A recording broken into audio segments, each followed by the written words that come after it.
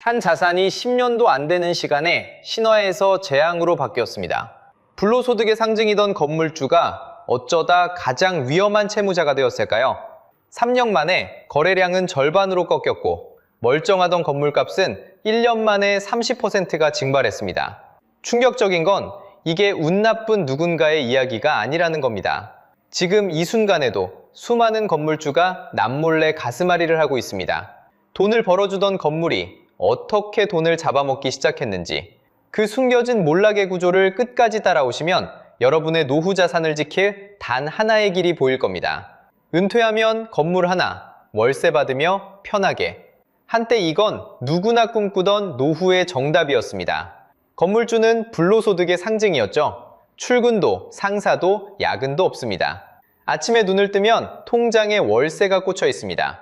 가만히 있어도 돈이 들어오는 황금알을 낳는 거위. 그래서 사람들은 빚을 내서라도 건물에 매달렸습니다.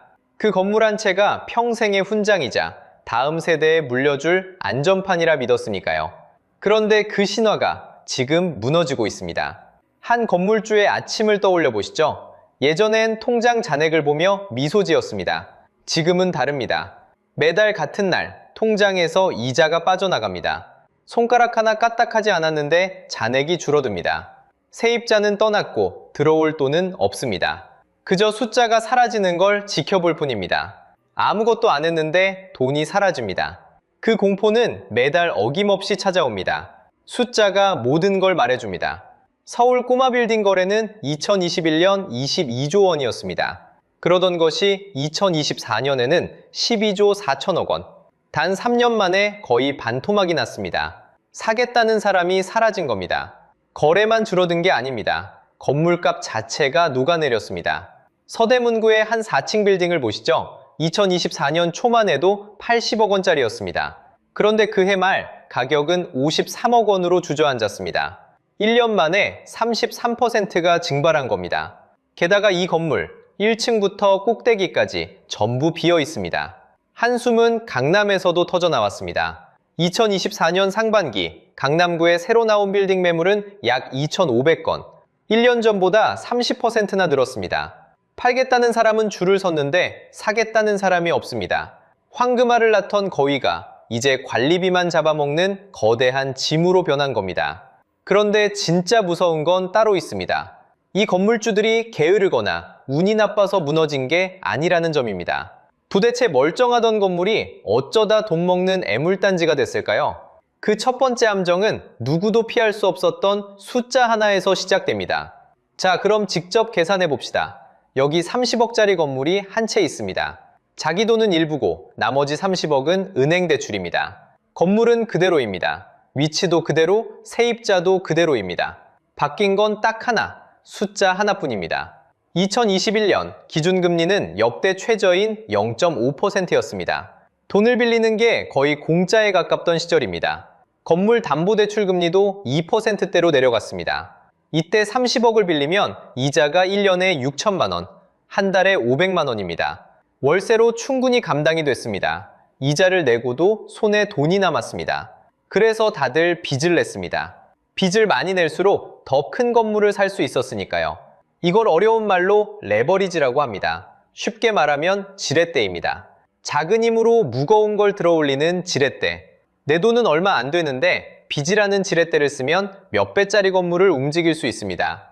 자산이 오를 땐 이 지렛대가 내 돈을 몇 배로 불려줬습니다. 그런데 지렛대에는 비밀이 하나 있습니다. 방향이 바뀌면 똑같은 힘으로 이번엔 나를 짓누른다는 겁니다.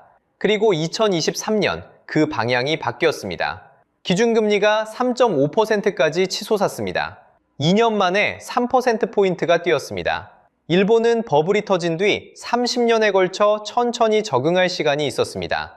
한국은 단 2년이었습니다. 적응할 틈조차 없었습니다. 이제 같은 30억을 다시 계산해 봅시다. 금리가 6%로 오르면 이자는 1년에 1억 8천만 원, 한 달에 1,500만 원입니다. 건물은 그대로인데 매달 나가는 이자만 500만 원에서 1,500만 원으로 뛰었습니다. 정확히 3배입니다. 여기서 잠깐, 그럼 월세를 더 받으면 되지 않냐고요? 그게 안 됩니다. 강남의 좋은 건물도 표면 수익률이 2에서 3%대입니다. 그런데 빌린 돈의 이자는 6%입니다. 들어오는 돈보다 나가는 돈이 더 큰 겁니다. 월세를 꼬박꼬박 받아도 이자를 다 갚고 나면 통장은 마이너스입니다. 돈을 벌어주던 건물이 이 순간 돈을 잡아먹기 시작합니다. 은행에는 이걸 재는 성적표가 있습니다. 월세로 이자를 갚을 수 있느냐를 보는 점수입니다. 이 점수가 1.0 밑으로 떨어지면 월세를 다 끌어모아도 이자조차 못 낸다는 뜻입니다. 그 순간 은행에서 전화가 옵니다. 돈을 갚으시거나 더 넣으세요. 에이, 그러면 그냥 팔면 되잖아요. 그런데 그게 안 됩니다. 왜 못 파는지는 잠시 후에 보여드리겠습니다. 방금 우리가 본 건 건물 하나가 무너지는 게 아닙니다. 똑같은 건물에 숫자 하나만 바꿨을 뿐인데 운명이 통째로 뒤집혔습니다. 이게 지금 수많은 건물주가 동시에 겪고 있는 일입니다. 그런데 금리는 시작에 불과했습니다. 이자를 갚아줄 월세, 그 월세 자체가 통째로 사라지고 있었으니까요. 금리가 첫 번째 충격이었다면 두 번째 충격은 더 조용히 다가왔습니다. 바로 손님 자체가 거리에서 사라진 겁니다. 생각해보세요. 우리는 이제 어디서 물건을 삽니까? 옷도, 신발도, 생필품도 대부분 손안의 화면으로 해결합니다. 한국의 온라인 쇼핑 비중은 2014년 50.4%까지 올라왔습니다. 2025년에는 52%에 가까워졌습니다. 절반을 넘긴 겁니다. 이게 왜 충격적일까요? 온라인 비중이 50%를 넘긴 나라는 전 세계에서 한국이 유일하기 때문입니다. 그것도 그 절반 중 약 78%가 휴대폰으로 이루어집니다. 우리는 지금 지구상에서 가장 빠르게 오프라인을 떠난 나라입니다. 그래서 거리의 가게는 역할이 바뀌었습니다. 예전엔 물건을 파는 곳이었습니다. 지금은 잠깐 구경만 하고 가는 전시장이 됐습니다. 마음에 들면 그 자리에서 휴대폰을 꺼냅니다. 결제는 온라인으로 합니다. 그렇게 1층의 가치, 목 좋은 1층이라는 그 비싼 프리미엄이 무너지기 시작했습니다. 가장 극적인 무대가 가로수길입니다. 한때 가장 뜨거운 거리였습니다. 그런데 그 거리를 무너뜨린 건 다름 아닌 가장 화려했던 손님이었습니다. 2018년 애플이 그곳에 매장을 냈습니다. 보통의 세입자가 아니었습니다. 20년치 임대료를 한꺼번에 선납했습니다. 무려 600억 원. 월세로 환산하면 매달 2억 5천만 원짜리 세입자였습니다. 건물주들 눈이 뒤집혔습니다. 애플이 저 돈을 내는데 우리 건물이라고 못 받을 게 뭐냐. 주변 임대료가 줄줄이 치솟았습니다. 잔치상 한번 차렸더니 동네 밥값이 통째로 올라버린 격이었습니다. 그 끝은 어땠을까요? 가로수길 공실률은 2021년 28.7%였습니다. 2025년에는 41%대까지 치솟았습니다. 가게 5곳 중 2곳이 빈방입니다. 화려한 거리가 텅 빈 유리창의 거리가 됐습니다. 욕심이 부메랑으로 돌아온 겁니다. 가로수길만의 일이 아닙니다. 그 비싸다는 강남도 마찬가지입니다. 강남 공실률은 2019년 4.3%였습니다. 최근에는 20%를 넘어섰습니다. 5배 가까이 불어난 겁니다. 여기서 누구나 한 가지 생각을 합니다. 가게가 안 나가면 월세를 좀 매리면 되잖아요. 손님이 줄면 값을 낮추는 게 장사의 기본 아닙니까? 너무 당연한 말입니다. 그런데 건물주들은 그러지 못합니다. 차라리 빈방으로 비워둘지언정 월세는 한사코 안 내립니다. 손해를 보면서도 버팁니다. 여기엔 소름 돋는 이유가 하나 숨어 있습니다. 건물의 값은 그 건물이 받는 월세로 정해집니다. 월세를 건물값으로 되돌리는 일종의 환율이 있는 셈입니다. 그런데 강남처럼 비싼 동네는 이 환율이 아주 낮습니다. 무슨 뜻이냐면 월세를 조금만 깎아도 건물값은 그 몇십 배로 폭삭 주저앉는다는 겁니다. 쉽게 말하면 이렇습니다. 월세 100만 원을 깎는 순간 건물값은 수억 원이 증발합니다. 그러니 건물주 입장에선 차라리 빈방으로 두는 편이 낫습니다. 월세를 내리는 순간 내 건물의 장부 가치가 통째로 무너지니까요. 손님이 없어서 망하는 게 아니라 값을 못 내려서 스스로 갇히는 겁니다. 금리도 오르고 손님도 사라졌습니다. 그렇다면 답은 간단해 보입니다. 그냥 손 털고 나오면 되지 않을까요? 바로 여기서 가장 잔인한 함정이 입을 벌리고 기다리고 있었습니다. 그 함정은 세 개의 문에서 동시에 입을 벌리고 있었습니다. 하나씩 열어보겠습니다. 먼저 팔고 나가는 길, 가장 상식적인 출구입니다. 하지만 이 문은 이미 닫혔습니다. 사겠다는 사람이 없습니다. 게다가 지금 받을 수 있는 값은 갚아야 할 대출 원금보다 낮습니다. 팔면 빚만 남는 겁니다. 그래서 마지막 수단이 경매입니다. 그런데 경매장의 숫자가 모든 걸 말해줍니다. 상업용 부동산 낙찰 가율은 2023년 70.7%였습니다. 2025년 초에는 56.7%까지 주저앉았습니다. 감정가의 절반 남짓에 넘어간다는 뜻입니다. 서울 상가 경매는 2025년 한 해에만 3,000건을 넘어섰습니다. 10년 만에 처음입니다. 그런데도 음찰자가 없어 실제 낙찰은 5건 중 1건도 되지 않습니다. 어떤 상가는 7번 유찰 끝에 감정가의 9.8%까지 떨어졌습니다. 팔 수 있는 길이 사실상 사라진 겁니다. 그렇다면 두 번째 길, 헐고 새로 짓는 겁니다. 낡은 건물을 허물고 번듯하게 다시 올리면 가치가 살아납니다. 한때는 그랬습니다. 그런데 이 출구마저 막혀버렸습니다. 범인은 건축비입니다. 2020년만 해도 평당 500만 원에서 600만 원이면 지을 수 있었습니다. 지금은 700만 원에서 900만 원대까지 올랐습니다. 공사비 지수 자체가 5년 만에 30% 넘게 뛰었습니다. 인건비도 자재비도 함께 치솟았습니다. 이미 적자에 허덕이는 건물주가 수억의 공사비를 또 감당할 수는 없습니다. 다시 짓는 길도 닫혔습니다. 자, 그럼 남은 건 하나뿐입니다. 그냥 버티는 겁니다. 월세를 확 낮춰서라도 세입자를 채우면 되지 않을까요? 그런데 건물주가 차마 그러지 못하는 이유가 있습니다. 법 때문입니다. 상가 임대차 보호법은 세입자의 계약을 최대 10년까지 보장합니다. 한 번 들어온 세입자를 함부로 내보낼 수 없습니다. 게다가 임대료는 1년에 5%까지만 올릴 수 있습니다. 무슨 뜻일까요? 지금 월세를 한 번 낮추면 그 낮은 값에 10년이 묶인다는 겁니다. 다시 올리고 싶어도 1년에 겨우 5% 뿐입니다. 그래서 건물주들은 차라리 빈방을 택합니다. 월세를 깎느니 비워두는 게 낫다고 계산하는 겁니다. 명목상 월세는 그대로 두고 몇 달치를 공짜로 깎아주는 방식까지 동원됩니다. 이런 우회마저 막으려고 2026년 5월부터는 건물주가 관리비 내역을 의무적으로 공개하도록 법이 바뀌었습니다. 이제 그림이 완성됩니다. 앞문도, 뒷문도, 창문도 다 막힌 방. 그게 지금 건물주가 갇힌 아름다운 감옥입니다.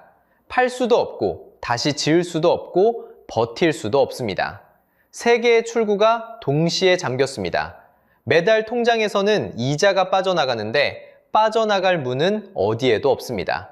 절망이라는 단어가 이보다 정확한 순간은 없습니다. 자, 그런데 여기서 정말 이상한 점이 하나 있습니다. 이렇게 모두가 무너지는 시장에서 누군가는 그 어느 때보다 돈을 쓸어 담고 있었습니다. 도대체 누가 어떻게 이 폐허에서 배를 불렸을까요? 건물주도 망하고 세입자도 떠나고 자영업자도 무너집니다. 그런데 누군가는 이 폐허에서 배를 불렸습니다. 답은 단순합니다. 돈을 빌려준 쪽입니다. 건물값이 1년 만에 33% 빠지는 동안에도 은행은 매달 이자를 꼬박꼬박 챙겼습니다. 금리가 0.5%에서 3.5%로 뛴 그 2년은 건물주에겐 악몽이었지만 금융권엔 호황이었습니다. 그 기준금리는 2026년 지금까지도 2.5% 선에 머물러 있습니다. 저금리 시절은 돌아오지 않았습니다. 생각해보면 잔인한 구조입니다. 건물주는 사실 은행 이자를 갚아주기 위해 일하는 대리인이었던 셈입니다. 월세를 받아 이자를 내고 남는 건 거의 없습니다. 그 위에 또 한 부류가 있습니다. 정보를 쥔 사람들입니다. 건물을 팔아넘긴 건설사, 거래를 붙인 중개인, 지금이 기회라고 외친 강사들. 이들은 시장이 꺾이기 전에 수수료를 챙기고 빠져나갔습니다. 오해는 마십시오. 건물을 가진 게 죄가 아닙니다. 화근은 무리한 빚이었습니다. 자기 돈으로 산 사람은 버팁니다. 빚으로 산 사람만 무너집니다. 그런데 문제는 그 빚이 한두 명의 이야기가 아니라는 점입니다. 지금 우리나라 가계자산의 약 70%, 실물 자산까지 넓히면 75% 가까이가 부동산에 묶여 있습니다. 대부분이 빚을 끼고 있습니다. 한 사람이 흔들리면 옆 사람도 흔들립니다. 숫자가 이미 경고를 보내고 있습니다. 부동산 개발 사업에 빌려준 본 PF 연체율은 2023년 0.96%에서 2025년 2.60%로 뛰었습니다. 땅을 담보로 내준 대출의 연체율은 30%를 넘어섰습니다. 위기는 이제 금융권 깊숙한 곳까지 번지고 있습니다. 하지만 진짜 위험은 따로 있습니다. 거래가 끊긴 근본 원인입니다. 사람들은 금리 탓만 합니다. 그런데 더 깊은 곳에는 사람이 사라지고 있다는 사실이 있습니다. 지난 10년간 지방을 떠나 수도권으로 옮긴 청년이 약 63만 명입니다. 매년 12만 명꼴로 지방 인구가 줄었습니다. 손님이 줄어든 게 아니라 손님 자체가 사라진 겁니다. 부산을 보십시오. 2024년 전국 광역시 가운데 처음으로 소멸 위험 단계에 들어섰습니다. 젊은 인구가 빠져나가는 흐름은 지금도 이어지고 있습니다. 곳곳에 임대 안내문이 나붙고 있습니다. 대구 남구는 더 극적입니다.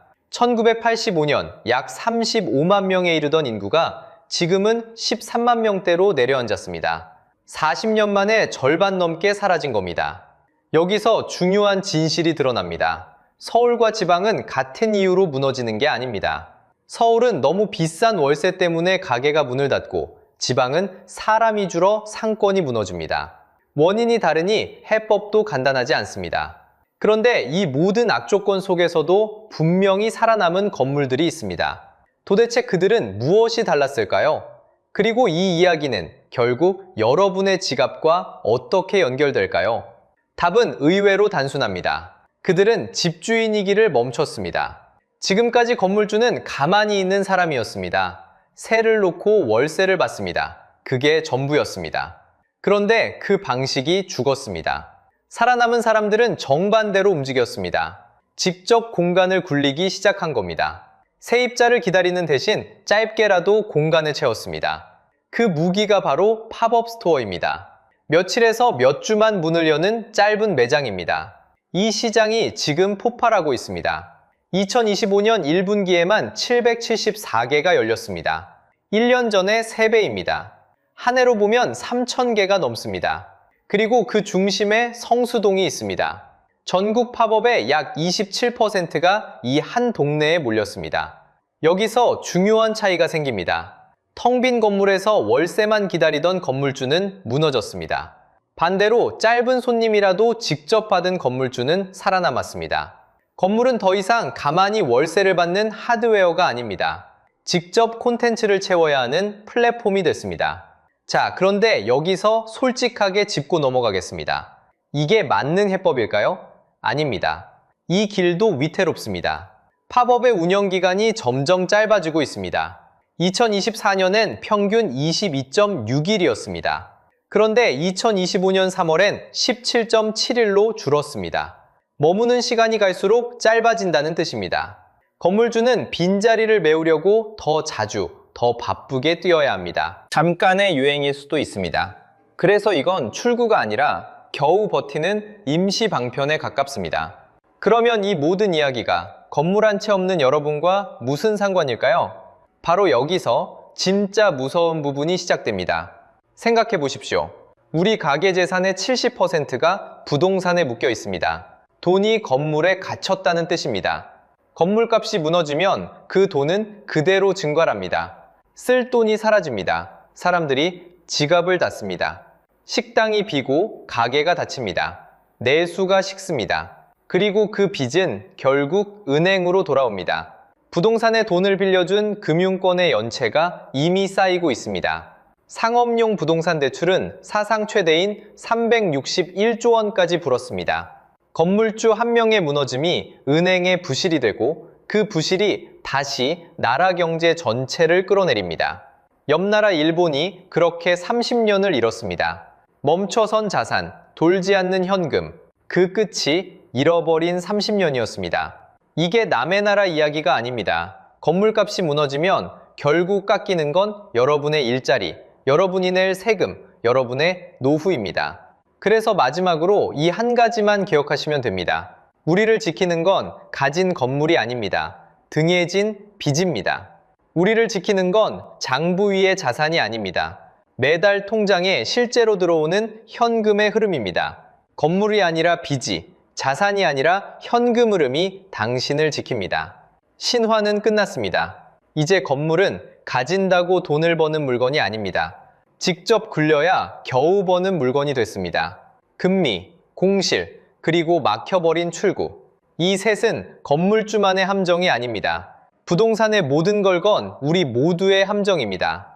다음 영상에서는 그렇다면 지금 이 시점에 내 돈을 어디에 두어야 살아남는지를 숫자로 짚어드리겠습니다. 무너지는 시장에서 끝까지 살아남고 싶으시다면 지금 구독과 알림 설정을 눌러두십시오.